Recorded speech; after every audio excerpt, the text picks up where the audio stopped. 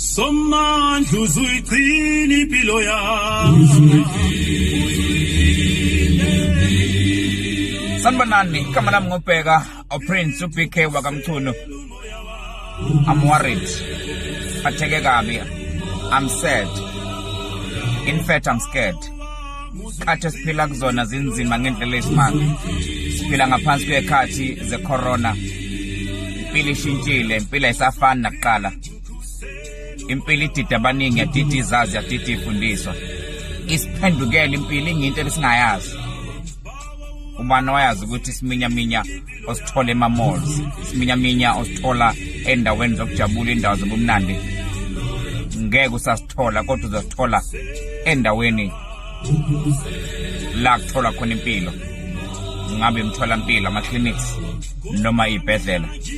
Phinde futhi siminyaminya usithole ema-pharmacies, siminyaminya usithole endaweni zomngcwabo.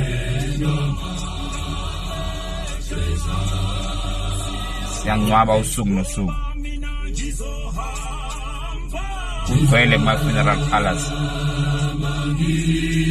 Indawo yomngcwabo iyaphela, abantu baphelela emhlabathini. Silala ngendaba ezibuhlungu, sivuke ngendaba ezibuhlungu. Kunzima. Okubaluleke kakhulu ukuthandaza. Ngisho ngathi awukwazi ukuthandaza, ngisho ngathi awusho amagama amaningi, amagama ambalwa ozowasho, kodwa azokhombisa ukuthi ithemba lakho libeke eNkulunkulu.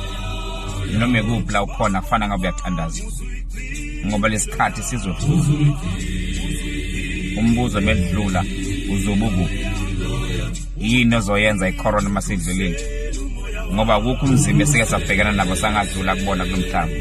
Nalapho sisazodlula khona.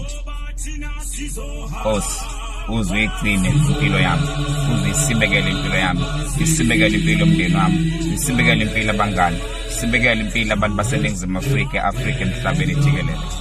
Nkosi, uzuyigcine impilo yami. Ngoba thina sizohamba